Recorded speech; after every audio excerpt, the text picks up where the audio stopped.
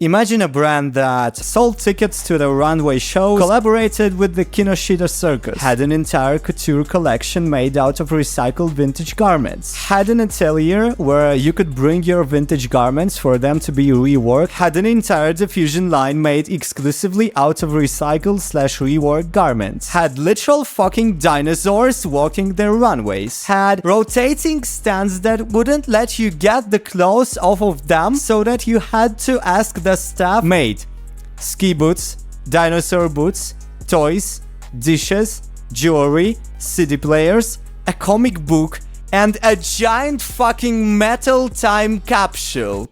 Sounds like the intro to a "This streetwear brand is going to blow up in 2024" video? Well, this is actually just a list of things that 2047-11-20 had done by like 1997 or something.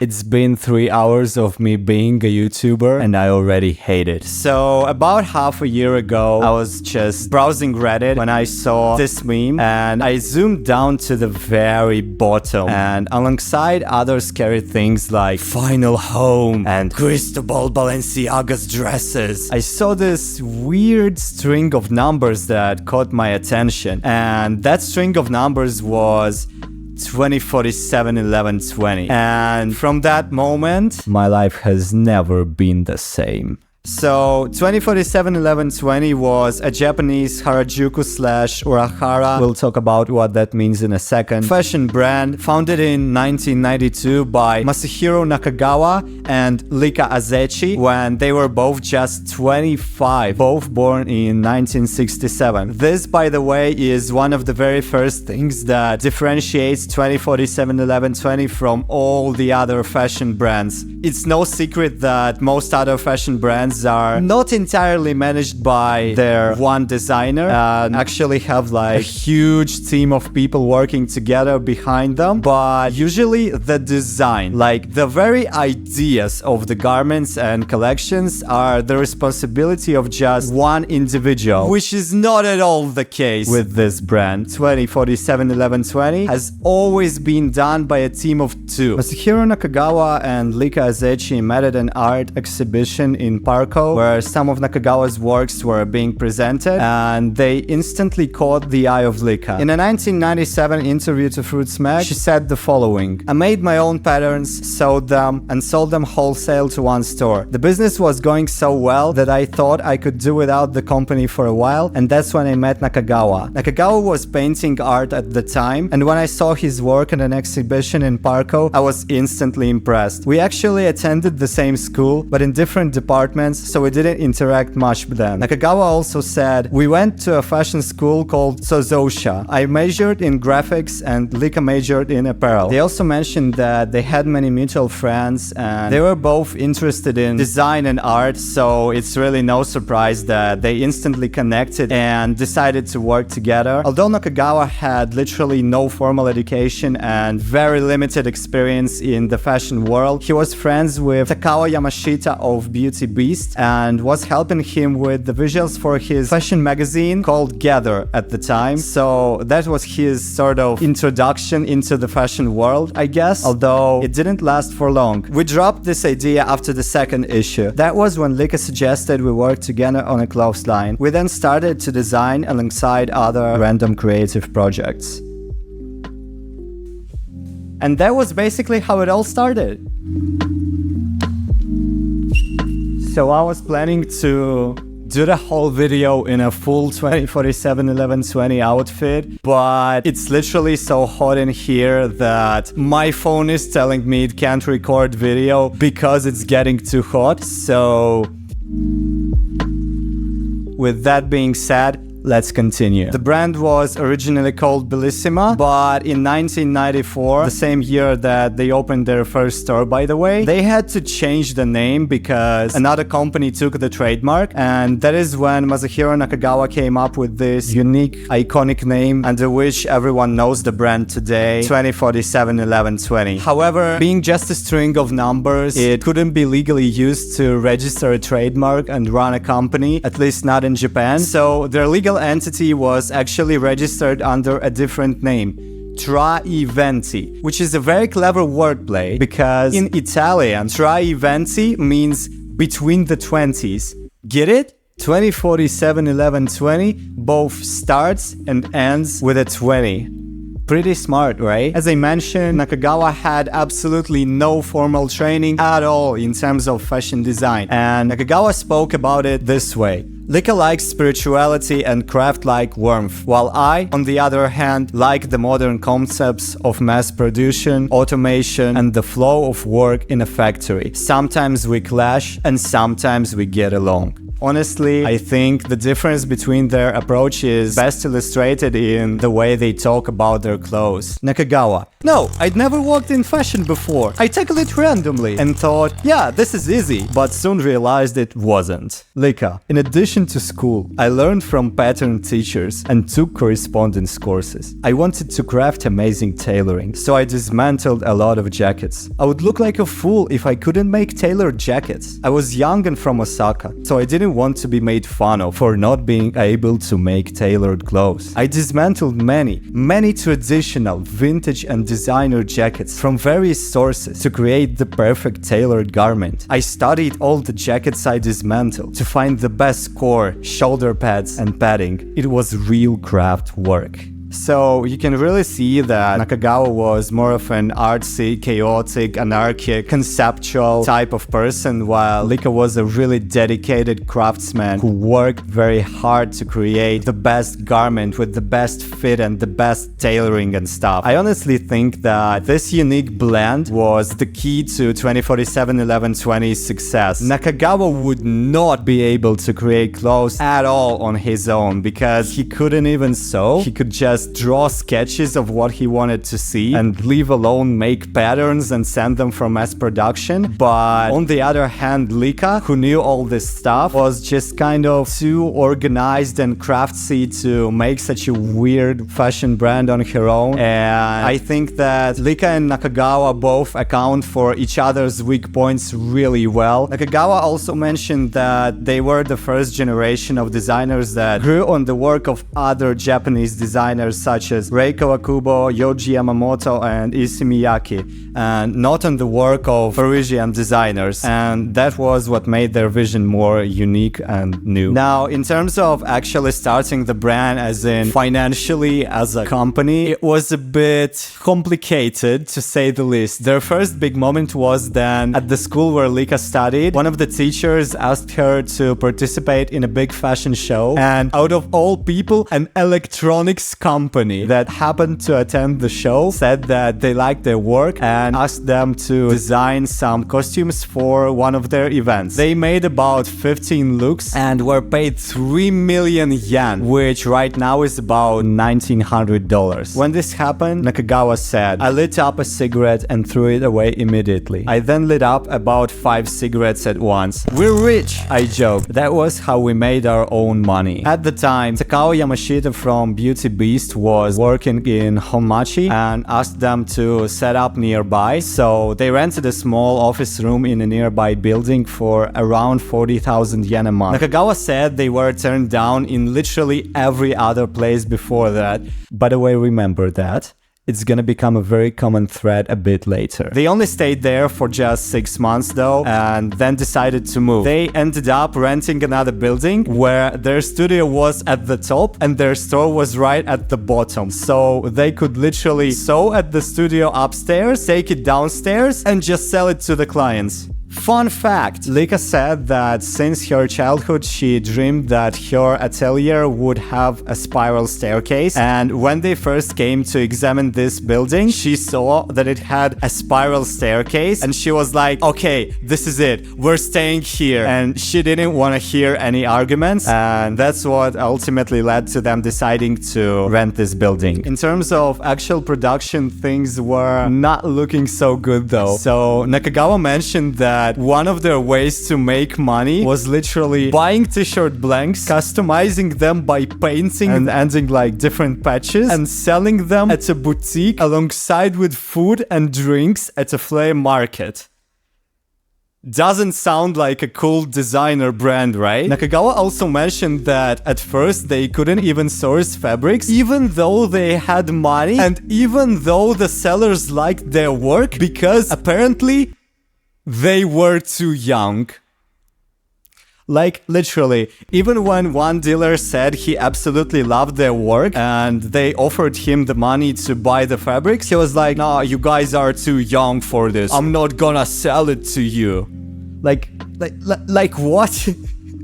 They also struggled to get finances because they were refused loans literally everywhere at the last minute, because, well, nobody really believed in two weirdly dressed designers in their mid-20s running a local boutique. No one thought they could bring in money. So it took a lot of time, but they finally found a company that decided to sponsor them, and it kind of went uphill from there. I also wanted to mention the fact that for their first shows, they didn't have any professional models, and the people walking the runways were literally just their customers and fans who were regularly visiting their store, and they were paid in t-shirts.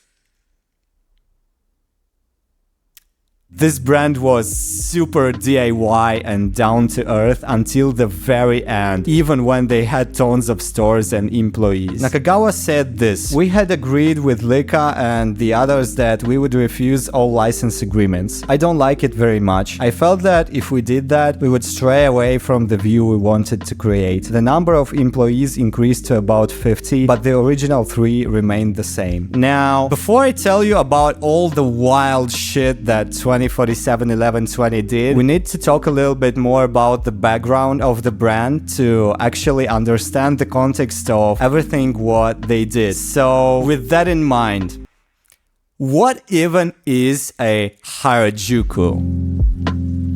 2047-11-20 was part of a bigger Japanese fashion movement called harajuku or urahara. Urahara is short for ura harajuku, which translated literally means the hidden harajuku. It was an area of about 4 square blocks between the districts of Harajuku and Aoyama, where the very beginnings of modern Japanese streetwear took place. In the mid-90s, the streets were literally filled with unknown and often unnamed boutiques of new fashion brands, many of which took inspiration from American culture and various subcultures such as hip-hop and punk. For instance, this is where the famous Nowhere store run by Nigo of Bape and Jun Takahashi of Undercover was located, as well as Hysteric, Glamour and many other well-known brands, as well as some more obscure brands. Nakagawa said this: "There were quite a lot of them. The same goes for the jewelry brand Mars, and Yamashita of Beauty Beast had a studio on the second floor of the multi-tenant building next to ours. At the time, we often visited each other and hung out after work while drinking beer. He was like a big brother, always kindly explaining to us whenever there was something we didn't understand about specialty stores or the fashion industry." So Harajuku was basically the place for all underground, edgy, funky, rock and roll fashion brands, as well as just generally weird and streetwear-y stuff. But unlike the underground streetwear startup brands of today, some of them were actually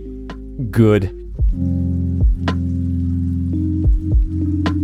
Now, before we can even talk about the runways and the garments, of which we do have a few by the way, we need to clarify what 2047-11-20 actually means, because without that, everything we're gonna look at today is just some weird wacky Japanese clothes really. This number is actually a representation of the date November 20, 2047, which is a date from the future obviously, but what does it actually mean? Here's what one of the brand's founders, Masahiro Nakagawa, said in an interview for Your Fashion Archive in 2019. I had a dream that I would have as many people as possible on the November 20th of 2047 gathered together to say cheers to life and the memories they made that would continue to eternally shine. I thought that there will be a world where diversity and individualism are advancing as fast as computers and mobile progress. I thought that individualism and expression would have become the mainstream of fashion, and when I thought of the brand name, I felt that the numbers of that year represented a future of diversity, individuality, and creativity. So basically the idea was that by this specific date, the world, and more specifically culture and fashion, would have developed so far that there would be no rules at all, and self-expression would be at the forefront of fashion. And the clothes that the brand creates are meant to represent this future. And we would also throw a huge fashion party in Japan at that date. 2047-11-20 also had a few different sublines. Bape was their recycled/reworked clothes line. And there was also hyoma, which was like a more casual diffusion line called after the brand's mascot,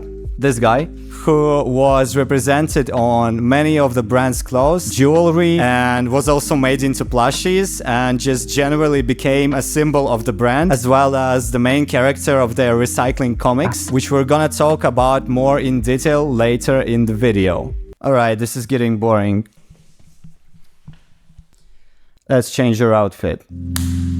I am still wearing this 2047-11-20 collab t-shirt from 2020 with raw guns, and I'm also wearing these long ass military-ish shorts from Beauty Beast. I've also got these 2047-11-20 socks. 2047-11-20 was really on the funny socks trend before the hype. So with that being said though, let's analyze some runways. Spring Summer 98. Yikes. I was worried until the last minute, wondering if people would actually show up. Even though it's a fashion show, we had a ticket system, so if we didn't sell, we'd end up in a loss. So before the show started, I got anxious and went to peek into the venue from behind the scenes. Then, the venue was filled with so many people, and it was so exciting. When I witnessed this, I felt for the first time that we were doing something amazing, and that we were being given the responsibility to do something. I was touched that there were so many fans. I don't even think this quote is about that exact show, but it kind of fits the vibe really well. Spring Summer 98 Yikes is the earliest 2047-11-20 runway show that has been uploaded to YouTube, and in my opinion, this is the show that represents the essence and the idea of the brand the most out of all of these shows. So the video starts with this small weird intro that most of their VHS recordings started with, but this one is also kind of different because not only it features the generic 2047-11-20 text and the walking hyomas, but it actually has a small, weird, psychedelic, creepy, cartoonish animation of different hyomas eating themselves in different ways, and this animation was specific to this exact show. Other shows just have walking hyomas and the 2047-11-20 text, and this weirdness is gonna become a very common theme of this show, which you'll see why in a second. So the actual show starts with a fucking helicopter flying the models to the place of the event, which just goes to show how quickly this brand has grown. From just starting in 1992 to being able to fly a fucking helicopter to the runway in 1997, as well as collaborate with the Kinoshita Circus for the exact same show. The show was held in Tokyo Bayside Square, and it attracted about 5,000 visitors. Yes, visitors. because most of the people coming to their runway shows were actually just their fans. This collection also references Evangelion, but I haven't watched it, so I won't really be able to talk about the references. But honestly, this doesn't even really matter because that's not really the entire point of the collection. So the show is called YIKES, which by definition means expressing shock and alarm, often for humorous effect. And the show is basically composed in a way that you literally never know what's gonna happen next. It starts with a fucking helicopter, then there's models roller skating through the runway with some weird music playing in the background. Then there's women walking in reptilian boots with even weirder 2003 FL Studio techno type beat music. Then the models have flowers in their headwear. Then there's a fucking dinosaur just casually walking alongside them. Then there's the whole circus thing, and they're basically just holding a circus event alongside the runway while the models are walking and showing the clothes. An astronaut walks the runway, another dinosaur appears, and then there's just men in classic suits all of a sudden. Then there's these women wearing all black, or at least mostly black outfits. And then comes my favorite part.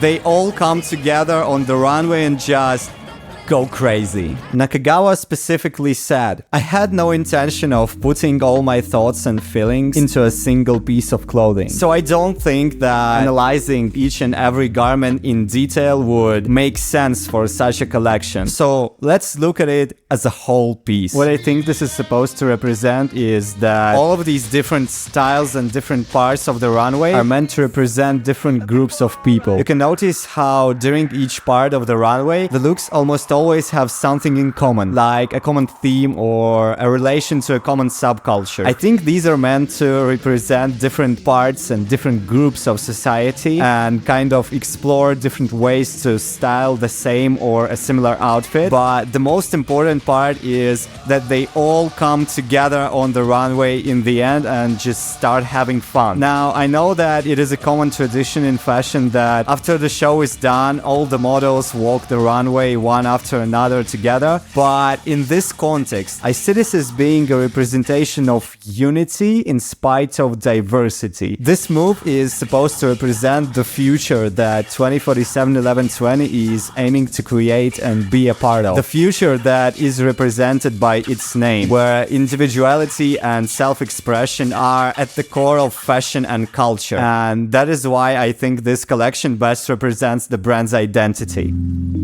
Spring-Summer 1998 Secret Flower Garden. Secret Flower Garden is, in my opinion, not as interesting conceptually as the other runway shows, but from a visual standpoint, this is my favorite 2047-11-20 collection. It starts with some footage of a heavenly looking garden and flowers which have Hyoma's face on them, and then it shows a woman standing in this place for a few seconds, and then it just transitions into the actual runway, which starts off with this absolute banger of an outfit. Just take a look.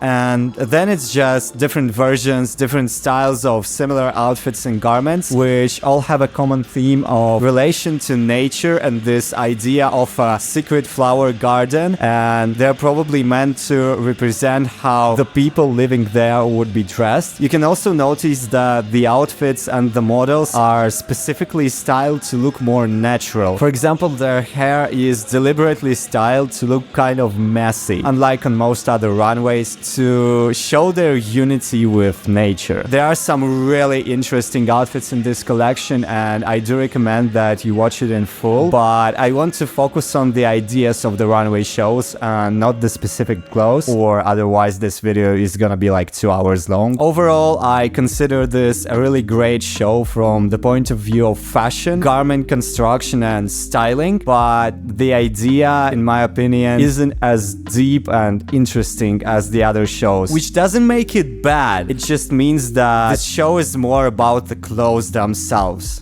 Fun fact, after being shown in Paris, they also showed this collection in Tokyo as an exhibition with weird, creepy mannequins wearing the clothes from this collection. Autumn-Winter 2000 Recycouture.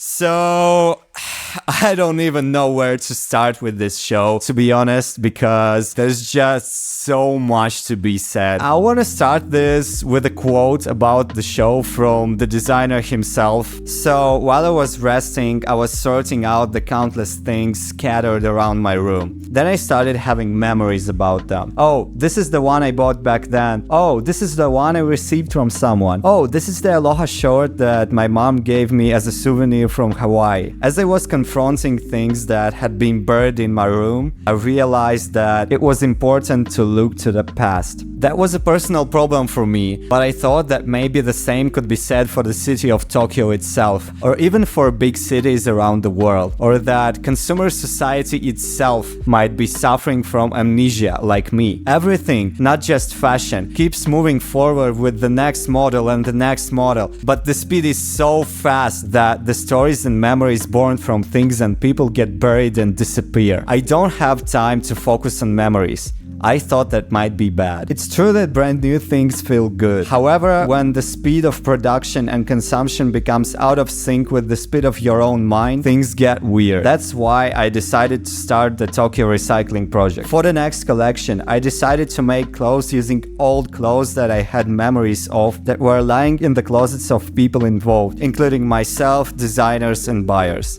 Let's turn memories and memories into clothes from the latest collection. So basically, Nakagawa is saying that he was frustrated with the fast-moving pace of the fashion world and, well, the whole world in general, and he decided to make something completely different from that. So the VHS starts with this super wacky 80s superhero movie type beat thing, where this giant dinosaur, the villain, starts throwing trash at the world. So he represents the modern consumer society and the fast-moving world. But then Reebok's man comes from space, saves the earth, and enlightens the people with the ideas of recycling and sustainability. This reads like a copy-pasta from Reddit. Jokes aside though, in the context of the 2000s, this is actually pretty cool. Like the fact that they actually made their own little movie for their fashion show as a relatively small indie brand is actually kind of insane. In 2019, Masahiro Nakagawa said this to Your Fashion Archive. The first memories of my transformation were clothes printed with Ultraman and monsters that I wore when I was a child, along with my mother's hand-knitted sweaters. I also had a lot of Monster and Ultraman toys, including transformation belts and accessories. These interests helped me shape my future artistic direction and vision in fashion. So obviously these early superhero movies were actually a very important cultural thing to him, and it really makes sense for this collection to have this motif. This collection was part of the brand's Tokyo Recycle Project initiative, and they even made Hyoma comics with a similar motif about recycling and sustainability. He even said that if he had to choose one, his favorite collection was the 1995 collection Ultra about Ultraman, of which we unfortunately don't really have any footage online. And I would also like to point out that a lot of other Japanese designers, for example Jun Takahashi of Undercover, have been influenced by Ultraman and similar movies. And I think Jun Takahashi even has an entire collection dedicated to Ultraman, so it really makes sense for this collection to be referencing something like that. Most, if not all, of the garments in this collection are deconstructed and reconstructed in one way or another, which makes sense considering that Nakagawa said that he was inspired by many designers and visual artists like Gaultier, Vivienne Westwood, Chanel, Comme des Garçons, Martin Margiela, John Moore, and others. He also said that a lot of the artists that inspired him were 18th century Rococo artists, and considering that Nakagawa professionally studied art, it just makes sense that he would make something like this. So the actual footage starts with this hologram of Hyoma and the brand name, and then a countdown to the year 1900, which I think means that the clothes are supposed to resemble people's clothes from that era. There's also a whole ass orchestra orchestra playing the music for the show this time, unlike other times when the music was just a recording. This collection, yet again, starts with a banger piece. Seriously, just look at this. This is a dress made of military textured fabric.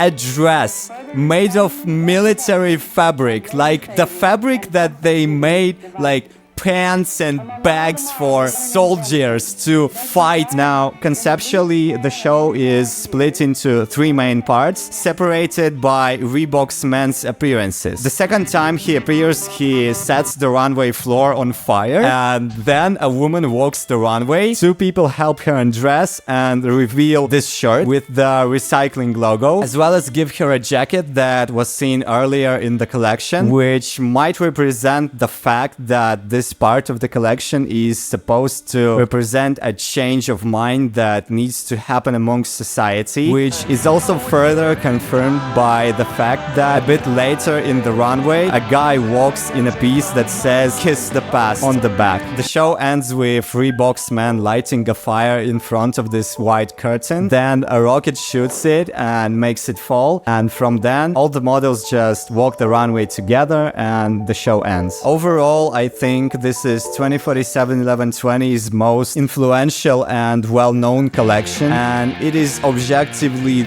the collection where they truly show and unleash their full potential and skill set as a team of designers and tailors. The craftsmanship of this collection is insane, and given that all of these clothes are recycled from old and vintage clothes that the team and their friends and fans just had lying around, just kind of goes to show that they're actually capable of doing very complicated things with their garments. So yeah, I think this is truly 2047-11-20's magnum opus. Spring-Summer 2003 Overlap.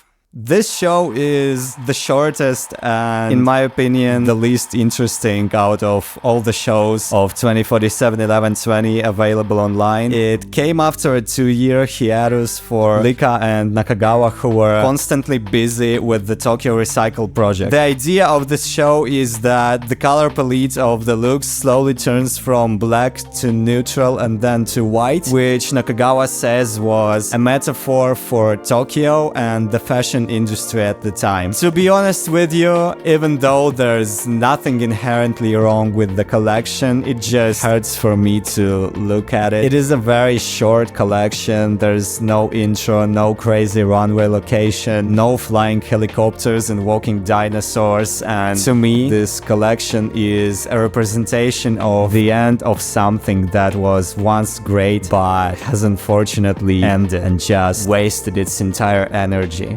Show was the last 2047-11-20 collection, and after this the brand sadly closed around 2003-2004. This collection marked the end of 2047-11-20, and this is really sad to see. Overall, I consider the clothes from this collection great, just like all their other collections, but in my opinion you can really see them struggling to come up with anything at all conceptually and losing both motivation and resources to move forward. So I honestly don't think I have much more to say about this collection. On a more positive note, let's take a look at some garments. I am now wearing these edition SAT runway sample pattern shorts. This Gilded Z, which has a Daniel Johnson print on it, which is like 5 sizes larger than my actual size, and these weird wacky white Kobe sandals. In order to take a look at all of this 2047-11-20 stuff, which as you can see we have quite a lot of. So the first piece that we're gonna look at is probably the most iconic 2047-11-20 piece that I own, and I'm talking about these 1997 jeans called the double sex pants. So the reason why these are called the double sex pants is because on each side they have 3 back pockets stitched with X's, and triple X basically just means sex, and they have 2 of these, so it's basically double sex. They also have a very funny Levi's parody patch at the back. So Levi's jeans used to have patches with cows and horses and other animals at the back of their jeans, and 2047-11-20 also has a patch with, well, animals at the back of their jeans, but the animals are having sex. On the front, there's really nothing special, giving off that these are trail level 2047 1120 Japanese denim pants. But on the back, there's actually another very interesting detail. We have these belt loops that are forming an X shape. And for now, I just want you to remember this detail, and let's move on to the next garment.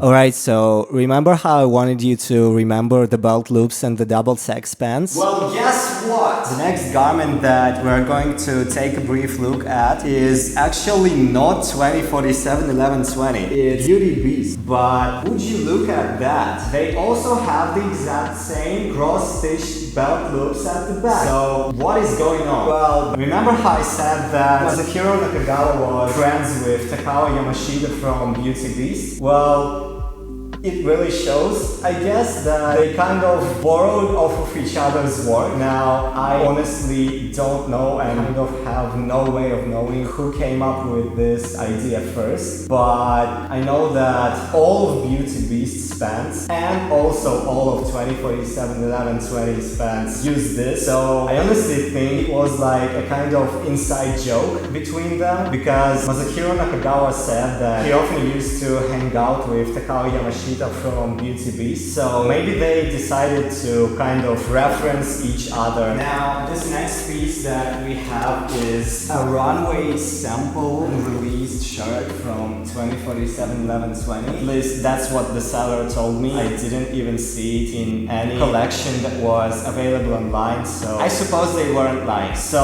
on the surface, this shirt looks like just a regular striped shirt, until you realize that it actually has an insanely wide hem, and it creates a really unique and weird silhouette while wearing. Now, I also have two of these 2047 1120 t-shirts. Let's start with this one. This is the tee I was wearing for the most part of the video. It is the Roar Guns collab tee from 2020. So in 2020, 2047 1120 and Roar Guns decided to do a small reunion at a local boutique in Japan. They released a few items that were co-branded between 2047 1120 and Roar Guns, and alongside all of these items was this t-shirt. It's actually a really nice t-shirt. It's made of like really thick and sturdy cotton, and the print is also very solid. And other than that, yeah, it's just a yellow shirt with a hyoma print with some guns that have flags on them that say peace and love. Amazing. Now, this next shirt is the weirdest 2047 1120 piece that I own. It might be from Recycouture because it's very reconstructed, but there's no paper or Tokyo Recycle Project tag on it, so I don't really think that that is the case. This is the only tag that is on the shirt. So the weird thing about this shirt is that it's made of this strange fabric, so I don't know if you can see the texture, but it's like very puffy, and it's kind of a mix between how like cotton and wool feel. It's probably the weirdest fabric that I have seen in any garment that I own so far. Other than that, yeah, it's just a really cool, deconstructed, colorful shirt. And the last 2047 1120 thing that I want to show you is these 2047 1120 socks. As I said, 2047 1120 kind of hopped on the funny socks trend way back in the mid-90s. And they have like 2047 1120 branding and weird funny plants, and one of them is hyoma. And they also came in this 2047 1120 branded transparent plastic case, and they also came with a hyoma sticker inside of it.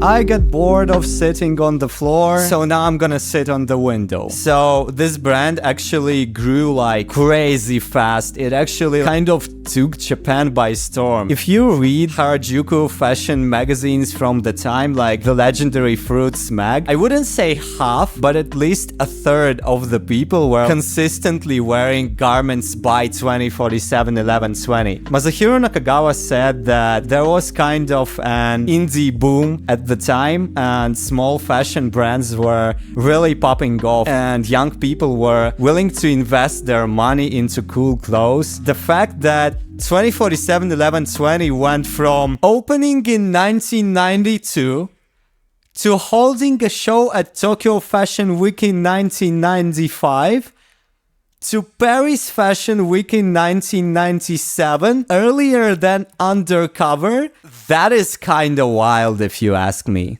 Masahiro Nakagawa said this: "At its peak, the number of stores increased to about 100. When I was in Osaka, I thought it was difficult to make monthly payments, but by the time I came to Tokyo, I had almost no sense of money anymore." By the way, if you can tell, most of the quotes I'm telling you are Google translated, and sometimes the things it spits out are questionable at best. I also wanted to talk specifically about Hyoma a bit more, who first appeared in the Ultraman collection, which I think was shown in 1996. Nakagawa said this about Hyoma: "Hyoma was born from the graffiti that I was writing as a student around 1986-1987. I wrote on Hyoma's face the energy of the moment when the world changes. Because I am shy, I decided to write on his face to convey a message without words. Since fashion from Paris collections was mainstream in the fashion world at the time, I wanted to be telling more from my real subculture. When I decided to do an Ultraman show in collaboration with the Kinoshita Circus, I wanted to do something more than I wanted to do." See what I'm saying about Google Translate, right? Like, what was he trying to say here? I don't know, you tell me. I thought it would be interesting to try characters, so I introduced Hyoma. Nowadays, the world is full of character costumes, but back then that wasn't the case, so it was considered a novelty. So on some garments, Hyoma's face says sex and murder or violence, but on others, it says love and peace. Hyoma later received his own sub-line/diffusion line called, well, Hyoma, and most of the clothes in this line were more casual and less fashiony, but still really cool and high quality. For example, Hyoma is seen on many graphic t-shirts, hoodies, and specifically novelty items from 2047-11-20, like this time capsule and the CD player, some bags, the rings, etc. Fun fact: most 2047-11-20 t-shirts with English text had typos on them. Also, regarding the last thing that I said, yes, they literally had a rotating wheel at their store and put some of their items on there, and this is actually a genius idea. So if you came to the 2047-11-20 store for the first time and you saw this, you were probably confused about how the hell do I get something that I want to try or purchase from this wheel. So you had to either ask someone who regularly visits the shop or ask some of their staff members. Nakagawa said that this was done to force people to talk to each other and create a more united and supporting community. So I thought that I was gonna get away with not talking about Tokyo Recycle project separately, but honestly, there's just so much to talk about here. First of all, the Recycouture collection was not the only one that was done under the Tokyo Recycle project. There were 17. Not all of them were as big though. Some of them were done in forms of smaller collections or exhibitions, shows, events, fan gatherings, etc. All of this can be found on... I really hope my sound card works.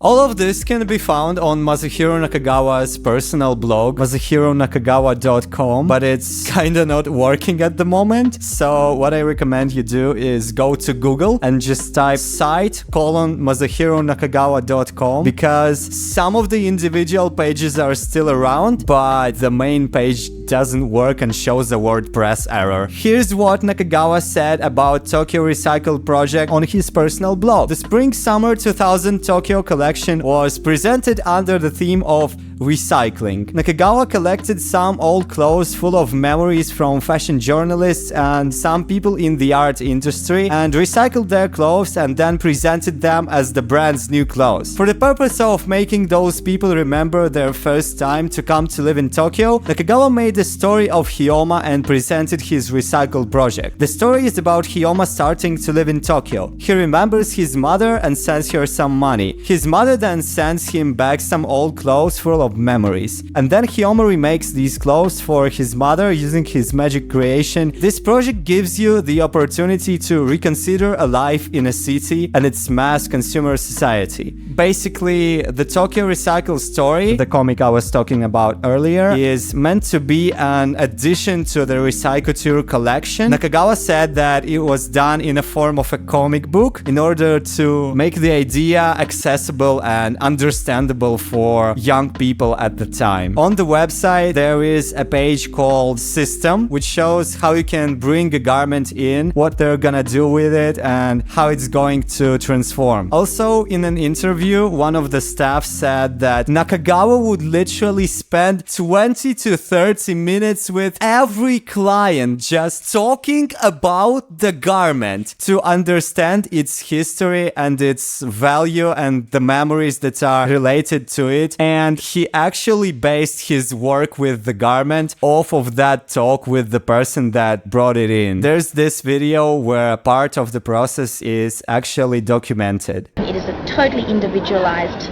product that people get.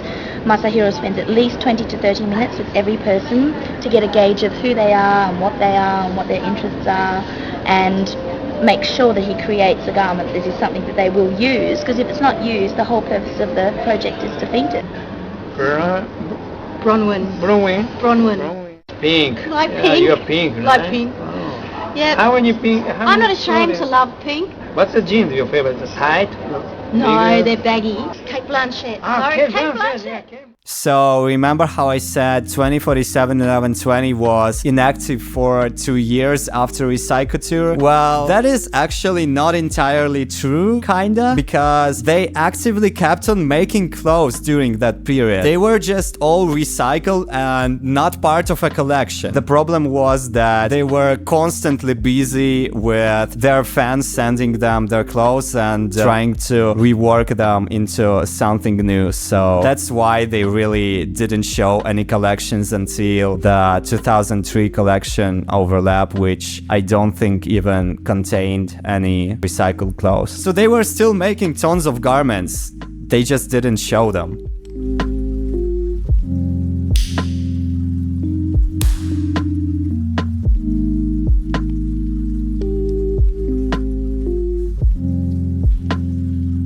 In a 2019 interview to Hagamag, Masahiro Nakagawa was asked the following.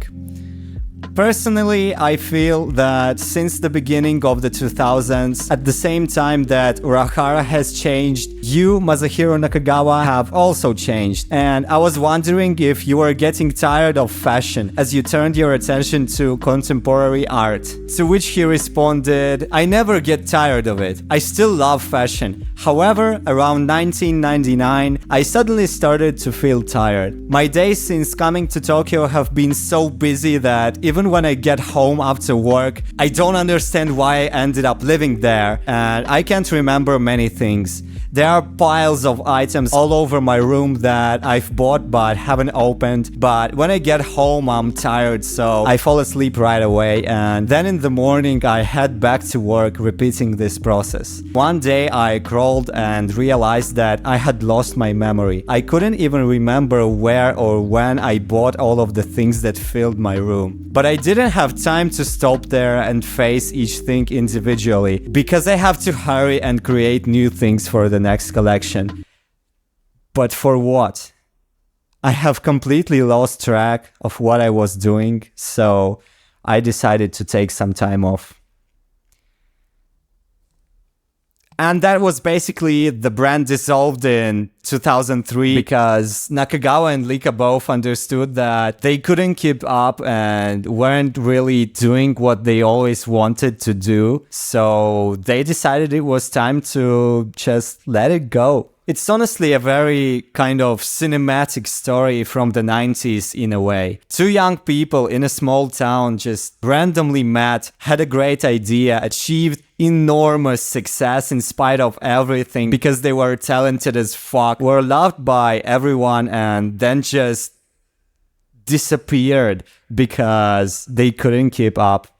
Press F to pay respects to Masahiro Nakagawa and my sound card. In 2019, Masahiro Nakagawa was asked in an interview for Your Fashion Archive. I know you mainly just do visual arts such as paintings currently, but do you ever make clothes even for yourself? To which he very effectively responded, there is no day I don't think about fashion. In all seriousness though, as of today, Nakagawa is just silently painting in his art studio and minding his own business. He often draws hyomas and sometimes participates in exhibitions, but other than that, he isn't really up to anything as huge as 20471120 once was. There is a 20471120 official account on Instagram though, and some activity is still going on there. I guess the guy who manages the account is just really bored, so he just posts literally everything from fans wearing their clothes to archive pages reselling their garments. Lica Azechi though started her own brand, which is called Zechia, in 2007. Originally she was also working with Nakagawa, but from what I can tell, he isn't involved with the brand right now in any way, as the website doesn't even mention him. The only way I could find his attachment to this brand was in their very first collection at Tokyo Fashion Week in 2007, 2008, something like this. And from then it seems it was just Lica on her own. So Zechia is basically her own brand with her own vision, where she is doing all of the designs by herself. And I actually think she's doing great, but honestly there's very little similarity to 20471120, which is great that she found her own thing, but I'm not really gonna talk about this brand in this video. If you've made it this far in the video, congratulations! You are a fucking legend and you have no idea how much I respect you. In all seriousness though, this video took an enormous amount of effort to make, and the script for it was originally like 8,000 or 9,000 words, and I recorded, I think it's like an hour and a half of raw unedited footage.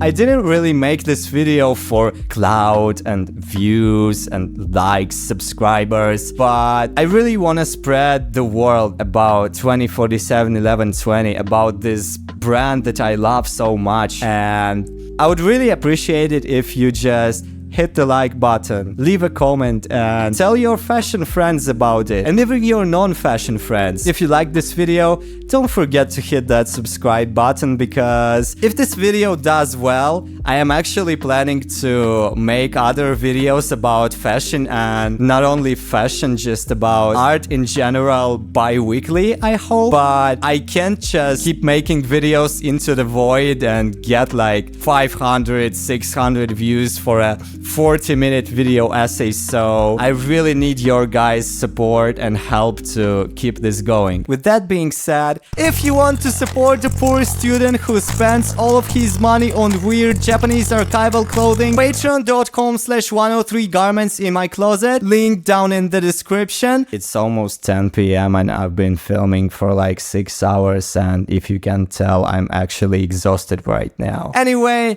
thanks to everyone who watched this video. If I see enough support from you guys, I'm gonna keep making these videos. If you have any weird, cool, obscure fashion brands from Japan that you want me to make videos about, feel free to share them in the comments.